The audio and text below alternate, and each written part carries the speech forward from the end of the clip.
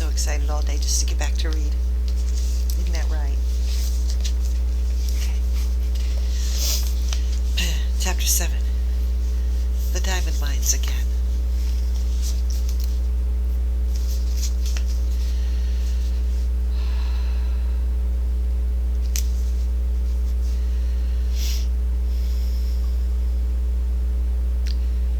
When Sarah entered the holly-hung schoolroom in the afternoon, she did so as the head of a sort of procession. Miss Minchin, in her grandest silk dress, led her by the hand. A manservant followed, carrying the box containing the last doll. A housemaid carried a second box, and Becky brought up the rear, carrying a third, and wearing a clean apron and a new cap.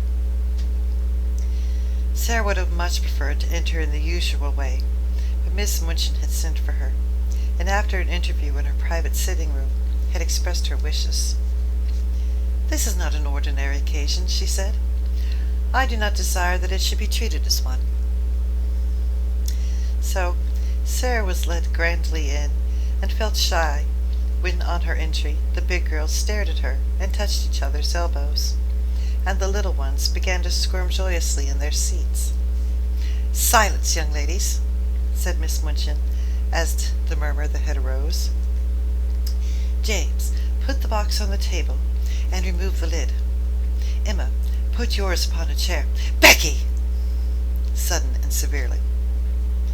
Becky had quite forgotten herself in her excitement, and was grinning at Lottie, who was wriggling with rapturous expectation.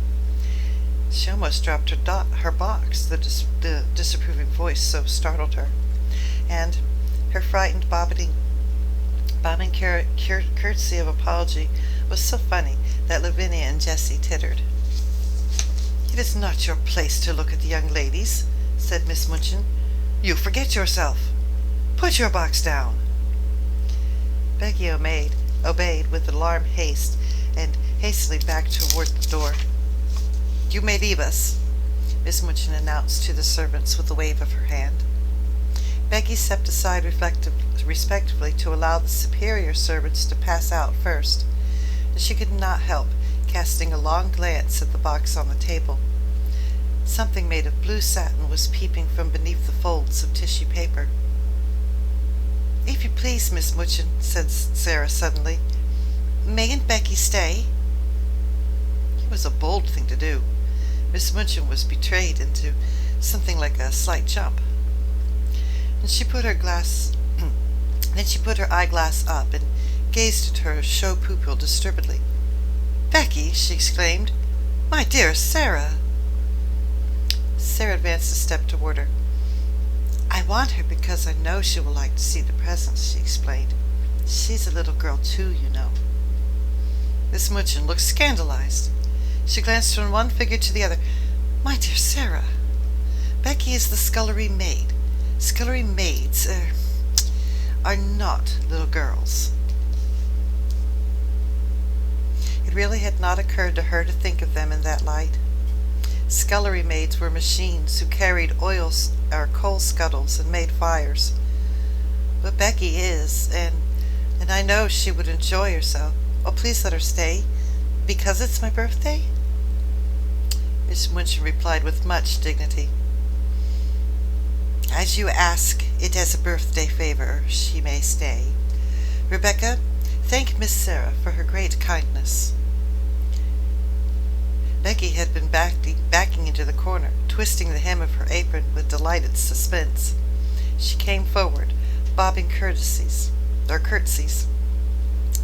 But between Sarah's eyes and her own there passed a gleam of friendly understanding, while her words tumbled over each other.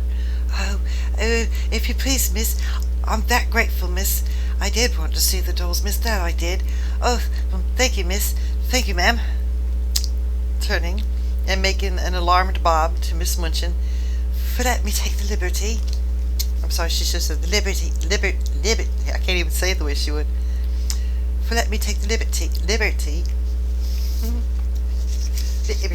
I can't do it. I used to be able to do it. Liberty. Miss Minchin waved her hand again, and this time it was in the direction of the corner near the door. "Go and stand there," she commanded. "Not too near the young ladies." Becky went to her place, grinning. She did not care where she was sent, so that she might have the luck of being inside the room instead of being downstairs in the scullery while these delights were going on. Ha! She didn't even mind when Miss Minchin cleared her throat ominously and spoke again. "Now, young ladies, I have a few words to say to you," she announced.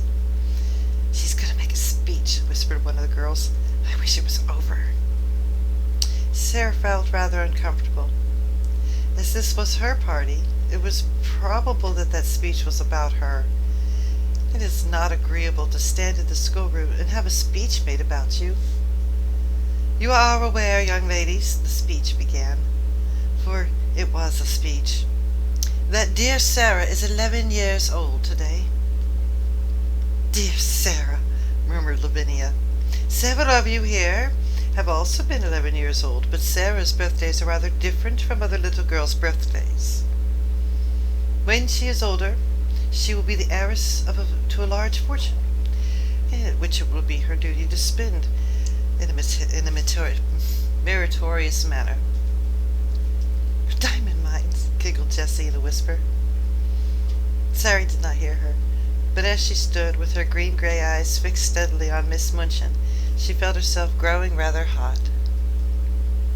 When Miss Minchin talked about money, she felt somehow that she always hated her, and, of course, it was disrespectful to hate grown-up people.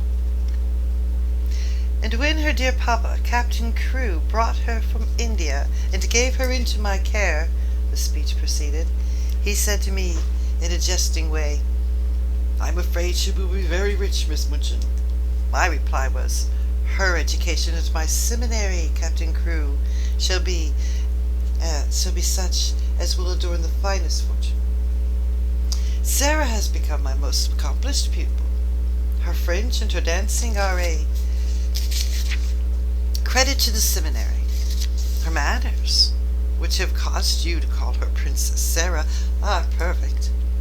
Her amiability she exhibits by giving you this afternoon's party. I hope you appreciate her generosity. I wish you to express your appreciation of it by saying aloud all together, 'Thank you, Sarah.'" The entire schoolroom rose to its feet as it had done in the morning Sarah remembered so well. "Thank you, Sarah," it said, and it must be confessed that Lottie jumped up and down. Sarah looked rather shy for a moment. She made a curtsy, and it was a very nice one. "Thank you," she said, "for coming to my party." "Very pretty indeed, Sarah," approved Miss Minchin. "That is what a real princess does when the populace applauds her. Lavinia," scathingly, "the sound you just made was extremely like a snort. If you are jealous of your fellow pupil, I beg you will express your feelings in some more ladylike manner. Now, I will leave you to enjoy yourselves." The instant she had swept out of the room, the spell of her presence always had upon them was broken. The door had scarcely closed before every seat was empty. The girls jumped or tumbled out of their chairs. The older ones wasted no time in deserting their chairs. There was a rush towards the boxes. Sarah had bent over one of them with a delighted face. "These are books I know," she said. The little children broke into a rueful murmur, and Ermengarde looked aghast. "Does your papa send you books for your birthday present?" she exclaimed. "Why, he's as bad as mine. Don't open them, Sarah." "Oh, I like them," Sarah laughed, but she turned to the biggest box.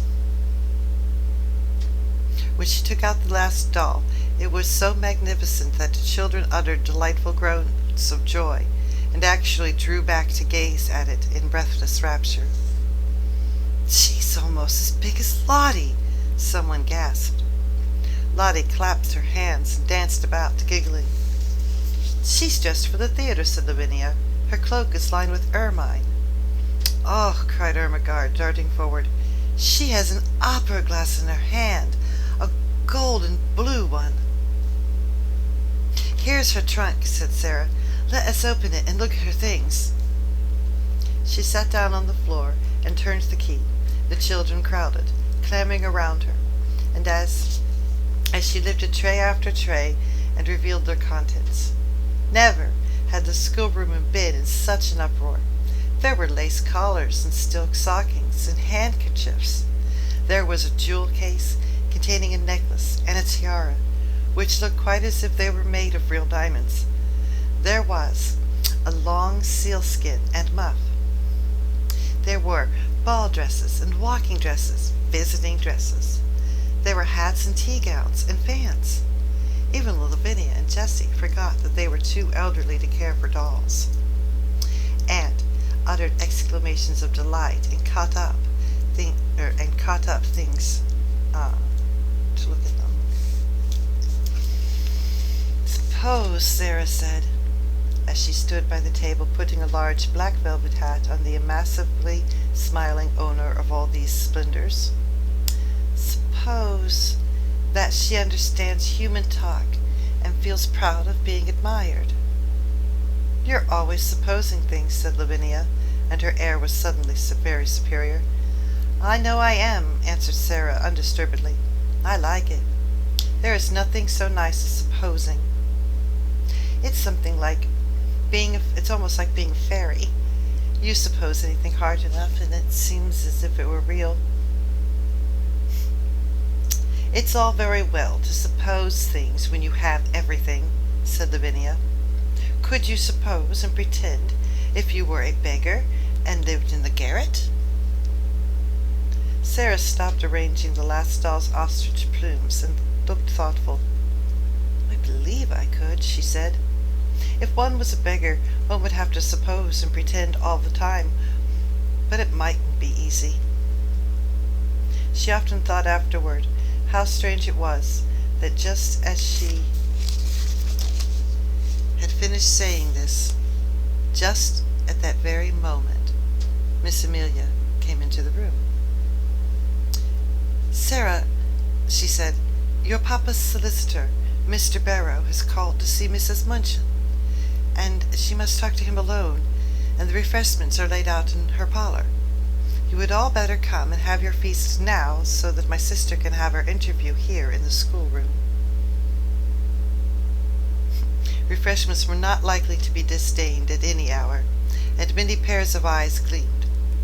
Miss Amelia arranged the procession into decorum, and then, with Sarah at her side heading it, she led the way, leaving the last doll sitting upon a chair, with the glories of her wardrobe scattered about her. Dresses and coats hung upon their chair backs, piles of lace-frilled petticoats lying upon their seats. Becky, who was not expected to partake of the refreshments, had the indiscretion to linger a moment and look at these beauties.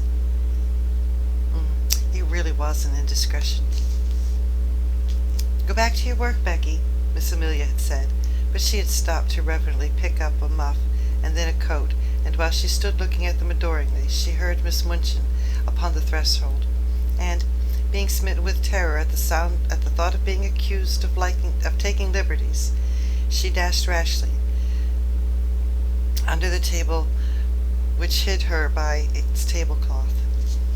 Ooh, okay. I misunderstood what I read, but you understand what happened. She got caught. She could have got caught. So she rashly darted under the table, which hid her by its tablecloth. Miss Munchin came into the room, accompanied by a sharp-featured, dry little gentleman, who looked rather disturbed. Miss Munchin herself also looked rather disturbed, it must be admitted, and she gazed at the dry little gentleman with an irritated and puzzled expression. She sat down with stiff dignity and waved him to a chair. Oh, sorry. Pray be seated, Mr. Barrow, she said.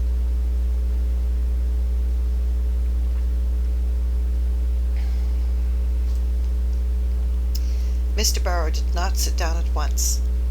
His attention seemed to be attracted by the last doll and the things which surrounded her.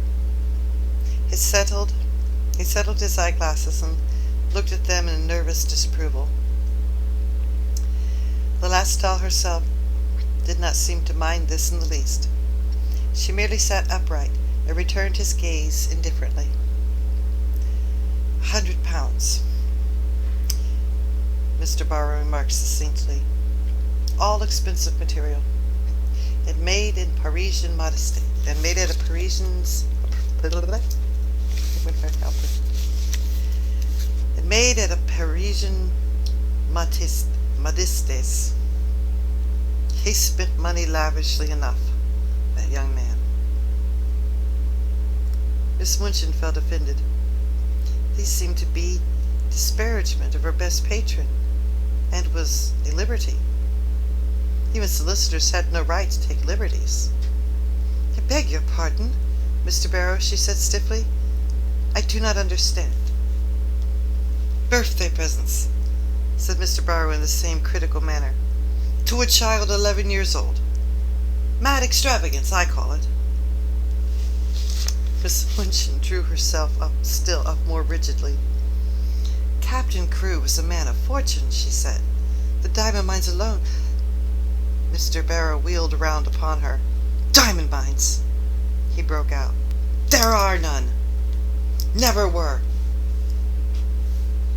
Miss Minchin actually got up from her chair. "What?" she cried. "What do you mean?" "At any rate," answered Mr. Barrow, quite snappishly, "it would have been much better if there had never been any." "Any diamond mines?" ejaculated Miss Minchin, catching at the back of the chair and feeling as if a splendid dream was fading away from her. "Diamond mines spell ruin oftener than they spell wealth," said Mr. Barrow. "When a man is in the hands of a very dear friend, and is not a businessman himself, he had better steer clear of the dear friend's diamond mines, or gold mines, or any other kinds of mines dear friends want his money to put into. The late Captain Crewe." Here Miss Minchin stopped him with a gasp. "The late Captain Crewe?" she cried. "The late?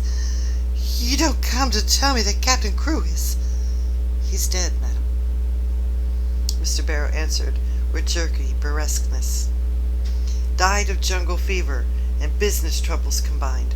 The jungle fever might not have killed him, but if he had not been driven mad by the business troubles, the business troubles might not have killed him or put an end to him, but if the jungle fever had not assisted, Captain Crewe is dead."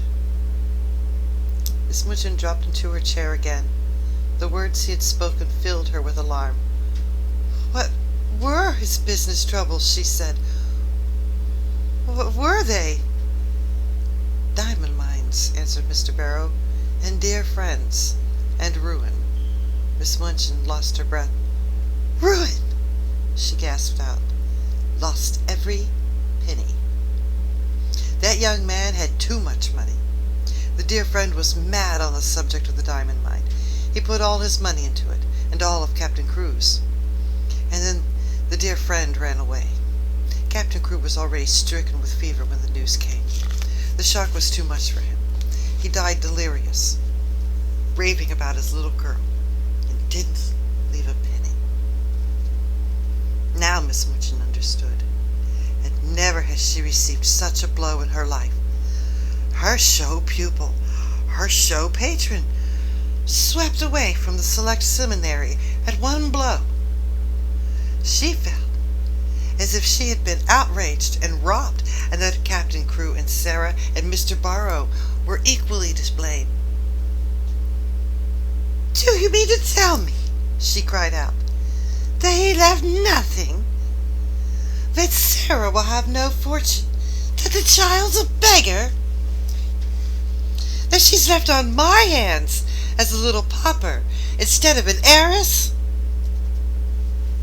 Mr. Barrow was a shrewd businessman, and felt it was well to make his own freedom from responsibility quite clear without any delay. "She has certainly left a beggar," he replied, "and she is certainly left on your hands, madam. and she hasn't a relation in the world that we know of. Miss Minchin started forward. She looked as if she was going to open the door and rush out of the room and stop the festivities going on joyfully and rather noisily at that moment over refreshments. "It is monstrous," she said. "She's in my sitting room at this moment, dressed in silk gauze and lace petticoats, giving a party at my expense."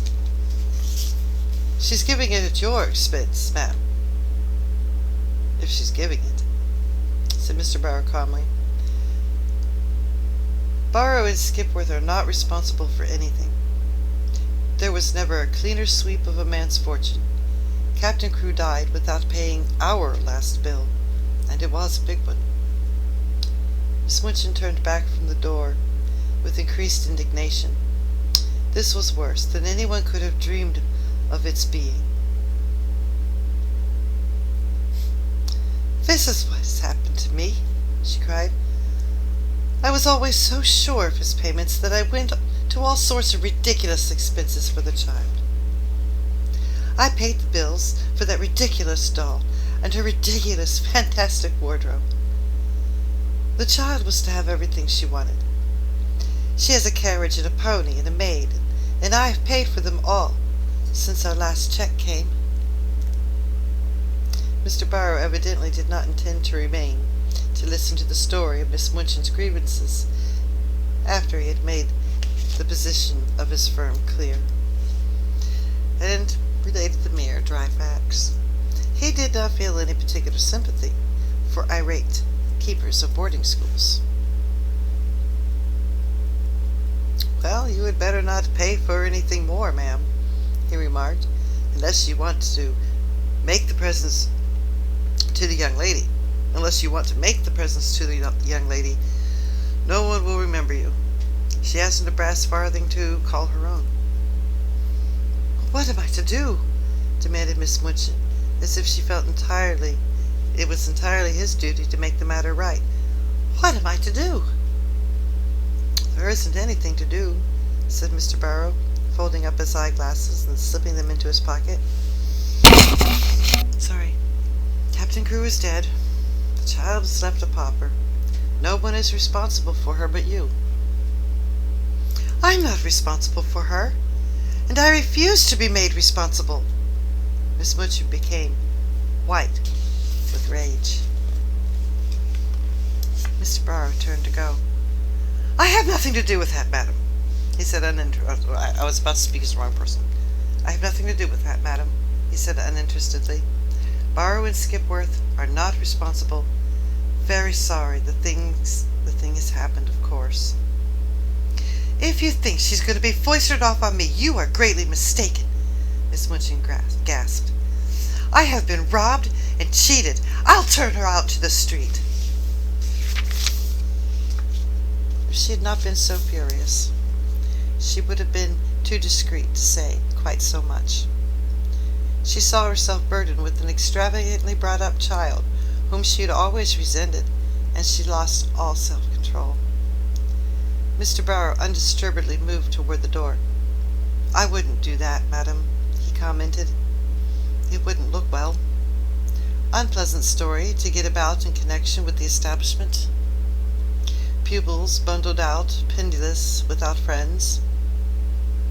He was a clever businessman, and he knew what he was saying, and he also knew that Miss Minchin was a businesswoman and would be shrewd enough to see the truth. She could not afford to do a thing which would make people speak of her as a cruel and hard-hearted headmistress. "Better keep her, make use of her," he added. "She's a clever child, I believe. You can get a good deal out of her as she grows older." "I'll get a good deal out of her before she grows older," exclaimed Miss Minchin. "Oh, I'm sure you will, ma'am," said Mr. Barrow with a little sinister smile. "I'm sure you will. Good morning." He bowed himself out and closed the door, and it must be confessed that Miss Minchin stood for a few moments and glared at it. What he had said was quite true. She knew it. She had absolutely no redress. Her show pupil had melted into nothingness, leaving her only a friendless, beggared little girl. Such money as she herself had advanced was lost and could not be regained. And, as she stood there breathless under the sense of injury, there fell upon her ears a burst of gay voices from her own sacred room, which had actually been given up to the feast. She could at least stop this.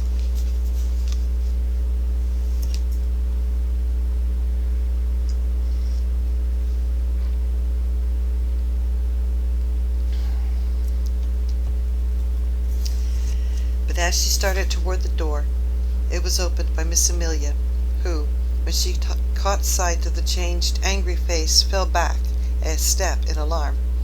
"What is the matter, sister?" she ejaculated. Miss Minchin's voice was almost fierce when she answered, "Where is Sarah Crewe?" Miss Amelia was bewildered. "Sarah," she stammered. "Why, she's with the children in your room, of course." "Has she got a black frock in her scrumptious wardrobe?" In bitter irony. "A black frock?" Miss Amelia stammered again. "A black one?" "She has frocks of every color. Has she a black one?" Miss Amelia began to turn pale. "No, yes," she said, "but it is too short for her. She only has the old black velvet, and she's outgrown it." "Go and tell her to take off that preposterous pink silk gauze, and put the black one on, whether it is too short or not. She has done with finery." Then Miss Amelia began to wring her fat hands and cry. "Oh, sister," she sniffed. "Oh, sister, what can have happened?" Miss Minchin wasted no words. "Captain Crewe is dead," she said. "He has died without a penny. That spoiled, pampered, fanciful child is left a pauper on my hands." Miss Amelia sat down quite heavily in the nearest chair. "Hundreds of pounds I've spent on that nonsense for her, and I shall never see a penny of it. Put a stop to this ridiculous party of hers. Go and make her change her frock at once." "I," panted Miss Amelia, "must go tell her now." "This moment," was the fierce answer. "Don't sit staring like a goose. Go!" Poor Miss Amelia was accustomed to being called a goose. She was. She knew, in fact, that she was rather a goose, but that it was left to geese to do a great many disagreeable things. It was somewhat embarrassing thing to go in the midst of a room full of delighted children, and tell the giver of the feast that she had been suddenly transformed into a little beggar and must go upstairs and put on an old black frock which was too small for her. But the thing must be done. This was evidently not the time when questions might be asked. She rubbed her eyes with her handkerchief until they looked quite red, after which she got up and went out of the room, without venturing to say another word. When her older sister looked and spoke, as she had done just now, the wisest course to pursue was to obey orders without any comment. Miss Minchin walked across the room. She spoke to herself out loud without knowing that she was doing it. During that last year, the story of the diamond mines had suggested all sorts of possibilities to her. Even proprietors of seminaries might make fortunes in stocks with the aids of an owner of mines. And now, instead of looking forward to gains, she was left to look back upon losses. "Princess Sarah, indeed," she said. "That child has been pampered as if she were a queen." She was sweeping angrily past the corner table as she said it, and the next moment she startled at the sound of a loud sobbing sniff which issued from under the cover. "What is that?" she exclaimed angrily. The loud sobbing sniff was heard again, and she stopped and raised the hanging folds of the table cover. "How dare you!" she cried out. "How dare you! Come out immediately!" It was poor Becky, who crawled out, and her cap was knocked on the side, and her face was red with repressed crying. "If please, it's me, Mum," she said. "I know I oughtn't, but I was looking at the door, Mum, and it was fighting when you come in. I slipped onto the table." "You've been here the whole time, listening?" said Miss Minchin. "No, Mum," Becky protested, bobbing curtsies. "Not listening. I thought I would slip out without you knowing, but I couldn't, and I had to stay. But I didn't listen, Mum. I wouldn't for nothing. But I couldn't help hearing." Suddenly it seemed almost as if she lost all fear of the awful lady before her, and she burst into fresh tears. "Oh, please, I dare say you give me a warning. I'm so sorry for poor Miss Sarah. I'm so sorry." "Leave the room," ordered Miss Minchin. Becky curtsied again, the tears openly streaming down her cheeks. "Yes, ma'am, I will," she said, trembling. "But, I just wanted to ask you, Miss Sarah, she's been of such a rich lady, and she's been waiting on any foot, and what will she do now, ma'am, without no maid?" Oh, please, would you let me wait after I'm done with my pots and kettles? And I'll do 'em real quick. You'd let me wait on her now that she's poor." Oh, breaking out afresh. "Poor little Miss Sarah, Mum. That was called Princess." Somehow she made Minchin feel more angry than ever. That even the scullery maid should range herself on the side of this child, whom she realized was fully more than ever that she'd never liked, was too much. She actually stomped her foot. "No, certainly not," she said. "She will wait on herself, and have no other people too. Leave the room this instant, or you'll leave your place." Becky threw the apron over her head and fled. She ran out of the room and down the steps into the scullery, and there she sat among her pots and kettles, and wept as if her heart would break. "It's exactly like ones in the stories," she wailed. "Them poor princesses that was drove out into the world." Miss Minchin never looked quite so still and hard as she did when Sarah came to her a few hours later in response to a message she had sent her. Even by that time it seemed to Sarah as if the birthday party had ever been a dream or a thing which happened years ago, and it had happened in the life of quite another little girl. Every sign of the festivities had been swept away. The holly had been removed from the schoolroom walls, and the forms and desks were put back into their places. Miss Minchin's sitting room looked as it always did. All traces of the feast were gone, and Miss Minchin had resumed her usual dress. The pupils had been ordered to lay aside their party frocks, and this having been done, they were returned to the schoolroom and huddled together in groups, whispering and talking excitedly.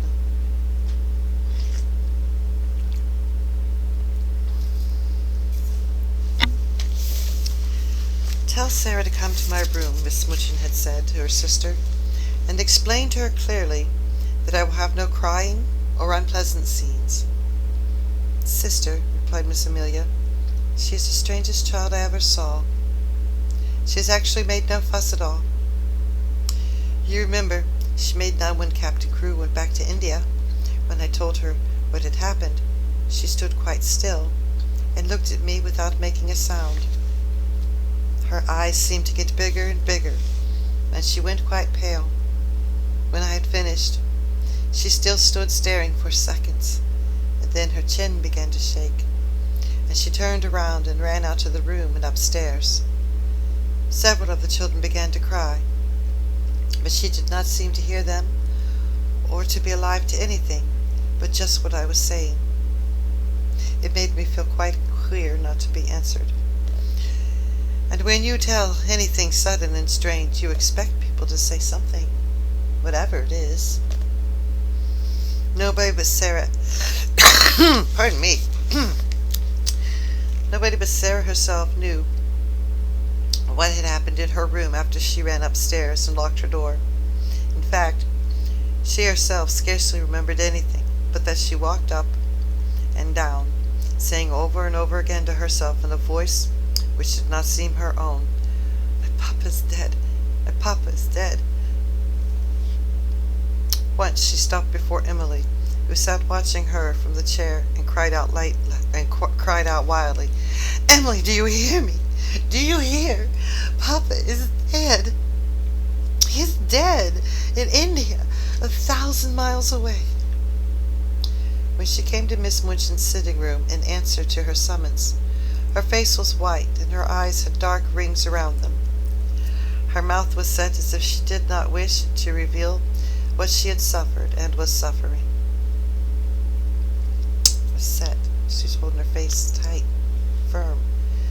She did not look in the least like the rose-colored butterfly child who had flown about from one of her treasures to the other in the decorated schoolroom. She looked instead like a strange, desolate, almost grotesque little figure. She had put on, without Mariette's help, the cast-aside black velvet frock that was too short and tight for her slender legs, and looked long and thin, showing themselves from beneath the brief skirt. If she had not found a piece of black ribbon, her short, thick black hair tumbled loosely about her face and contrasted strongly with its pallor. She held Emily tightly in one arm, and Emily was swathed in a piece of black material. "Put down your doll," said Miss Minchin. "What do you mean by bringing her here?" "No," Sarah answered. "I will not put her down.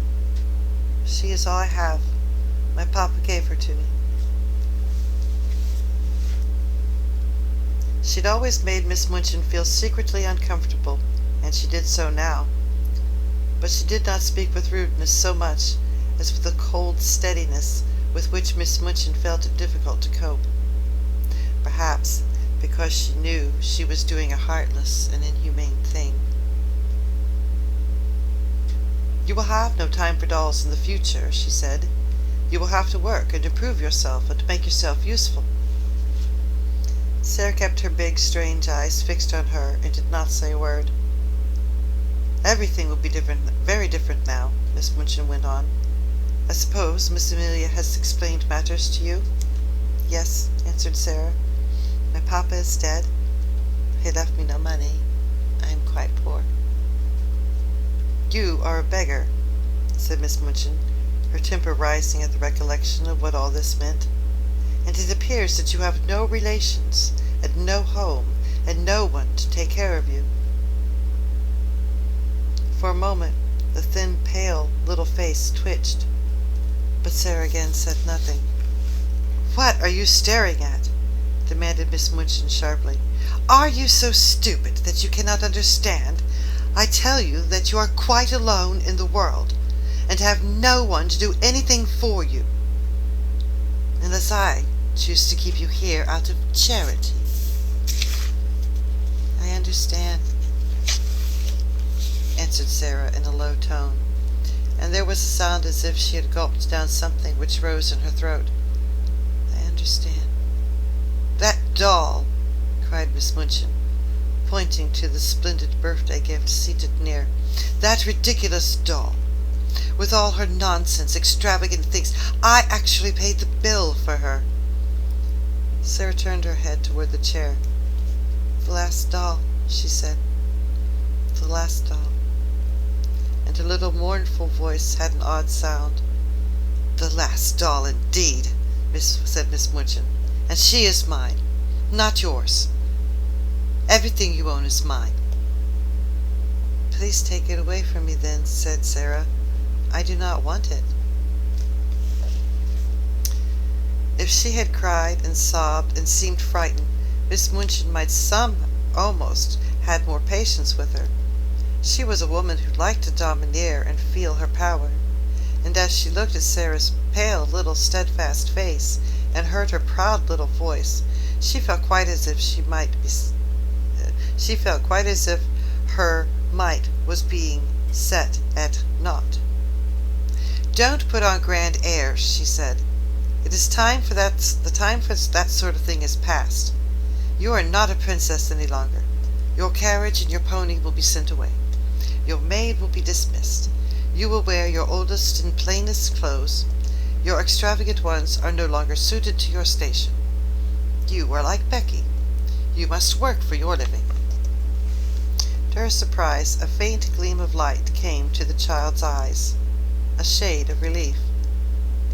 "Can I work?" she said. "If I can work, it won't matter so much. What can I do?" "You can do anything you are told," was the answer. "You are a sharp child, and pick up things readily. If you make yourself useful, I may let you stay here. You speak French well, and you can help with the younger children." "May I?" exclaimed Sarah. "Oh, please let me. I know I can teach them. I like them, and they like me." "Don't talk nonsense about people liking you," said Miss Minchin. "You will have more to do than teach the little ones.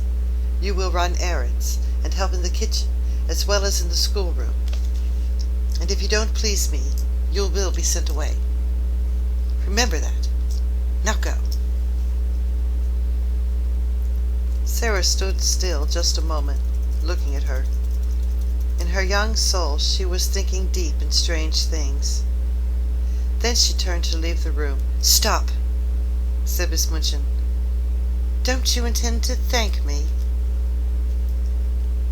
Sarah paused, and all the deep, strange thoughts surged up in her breast. "What for?" she said. "For my kindness to you," replied Miss Minchin. "For my kindness in giving you a home." Sarah made 2 or 3 steps toward her. Her thin little chest heaved up and down, and she spoke in a strange, unchildishly fierce way. "You are not kind," she said. "You are not kind, and this is not a home."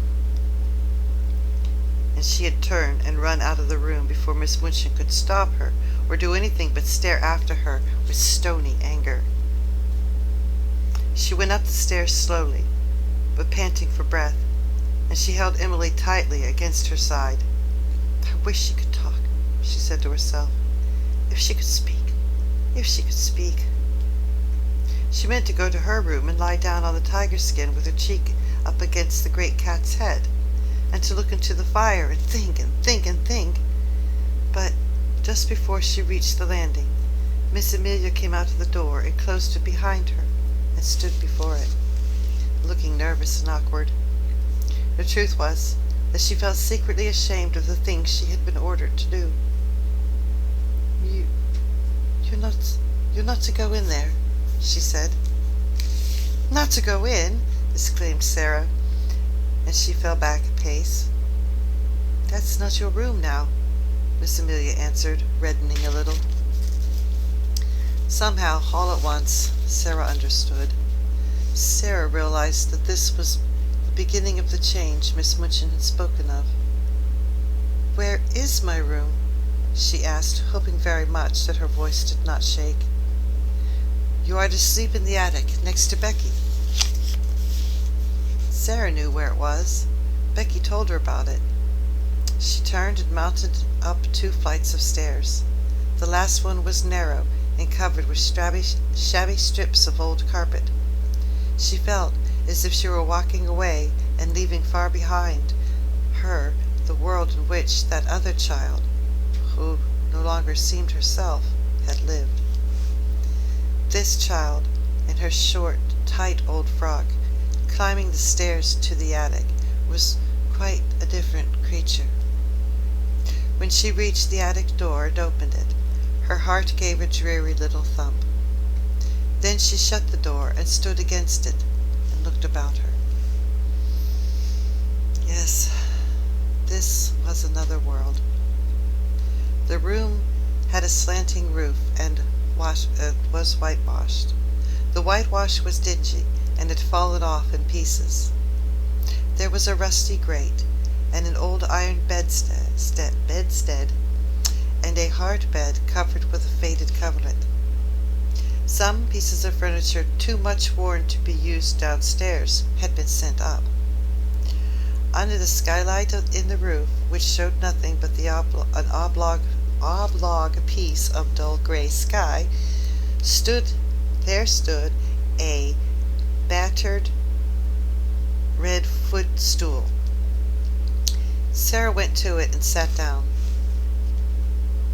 She seldom cried. She did not cry now. She laid Emily across her knees and put her face down upon her and her arms around her, and sat there, her little black head resting on the black draperies, not saying one word, not making one sound. Draperies.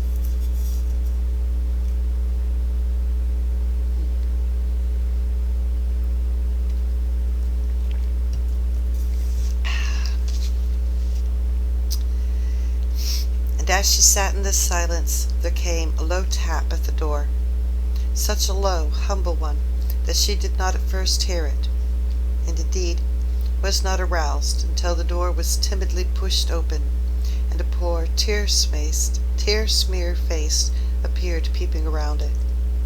It was Becky's face, and Becky had been crying fervently for hours and rubbing her eyes with her kitchen apron until she looked strange indeed. "Miss," she said under her breath, "might I? Would you allow me just to come in?" Sarah lifted her head and looked at her.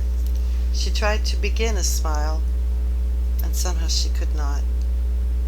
Suddenly, and it was although the loving mournfulness of Becky's streaming eyes, her face looked more like a child's, not so much too old for her years.